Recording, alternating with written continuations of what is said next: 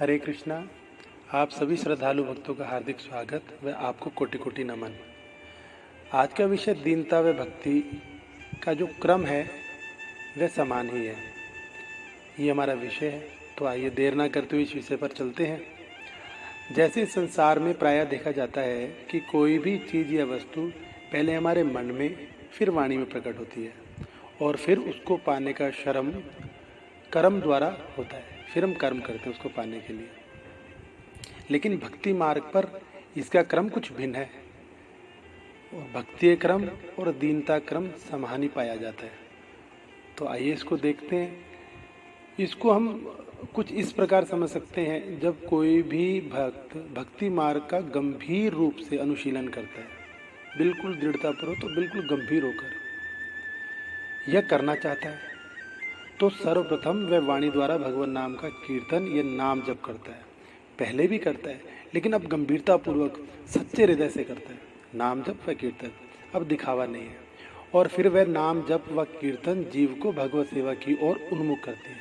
केवल सच्चा नाम और सच्चा कीर्तन ही भगवत सेवा की ओर ले जा सकती है। और गंभीरतापूर्वक नाम जप व भगवत सेवा, यानी सच्चे रूप से नाम जप और भगवत सेवा उसके मन को अति निर्मल कर देती है। और ऐसा अति निर्मल मन ही क्या करता है, भगवत चिंतन में मानसिक सेवा का प्रारंभ करता है। क्योंकि भगवान नाम व भक्ति तो केवल निर्मल व शुद्ध मन में ही निवास करते हैं। इसी प्रकार बहुत कम शब्दों में समझें तो भक्ति के ही क्रमानुसार दीनता के प्रादुर्भाव का भी क्रम वही माना गया है। इसको भी बड़ी आसानी से समझते हैं। विषय तो दीनता ही है।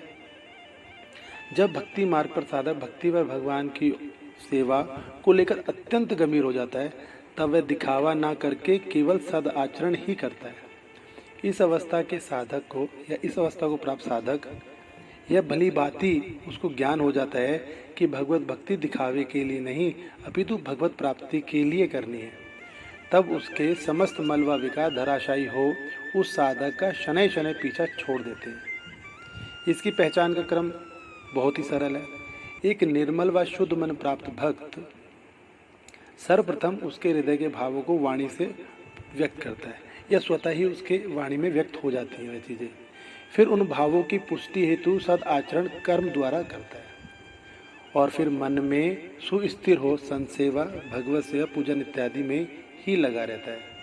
इसको और आसान तरह से कैसे समझेंगे, तो इसको ऐसे समझेंगे, एक भक्त साधु संत भगवान के प्रति अति विनीत हो, केवल उनकी चर्चा व विरुद्धावली का ही गान करता है।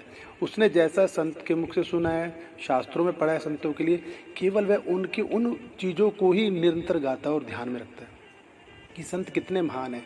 कृपा करेंगे तो केवल संत, भगवान से मिलाएंगे तो संत। वह इस चीज़ को हृदय में दृढ़तापूर्वक बांध लेता है और हर समय संतों को गान करता है, क्योंकि जो संतों की महिमा का अब ज्ञान हो गया है। तो वह भक्त अपने को अति तुच्छ मानकर भक्त को बहुत अधिक आदर व स्नेह देता है। तो कैसे देता है? वाणी द्वारा प्रथम। फिर अवसर प्राप्त होने पर उनकी निज हाथों व देह से, अपनी देह से और अपने हाथों से सेवा कर अपने प्रत्येक कर्म को साधता है। और यदि ये दोनों अवसर ना भी हों, वाणी द्वारा संत सामने नहीं है, हम नहीं उनकी तारीफ कर सकते, फोन पे नहीं है, और क्या है, प्रत्यक्ष सेवा भी प्राप्त नहीं हो रही है, तो वो क्या करेगा? वह मन में अति दीन व विनीत भाव से संत और भगवंत की महिमाओं का चिंतन व मानसिक गान में ही रत रहेगा कि संतों के लिए ऐसा लिखा है, ऐसा लिखा है। वो चिंतन करता रहेगा, संत के प्रति उसके भाव बढ़ते रहेंगे। अस्थि तो निष्कर्ष यही निकलता है कि दीनता पहले वाणी में प्रकट होती है, फिर आचरण में और फिर मन में। इसमें एक बहुत विशेष बात है ध्यान देने की। वाणी में यह दीनता स्वयं से नहीं प्रकट होती, यह केवल और केवल संत व साधु कृपा से ही प्रकट होती है। दीनता तो साधुओं की निज निधि है। वह जिस पर कृपा कर दे वहाँ दीनता का प्रादुर्भाव स्वतः ही हो जाता है। तो दीनता कृपा के अधीन है और कृपा संत भक्तों के। अस्थि भक्त बहुत समय तक भी भक्ति के समस्त अंगों का पालन करते रहने पर भी दीनता युक्त नहीं होता, तो उसके पीछे केवल और केवल एकमात्र संत सेवा व उनके प्रति सच्चे भाव का अभाव ही है।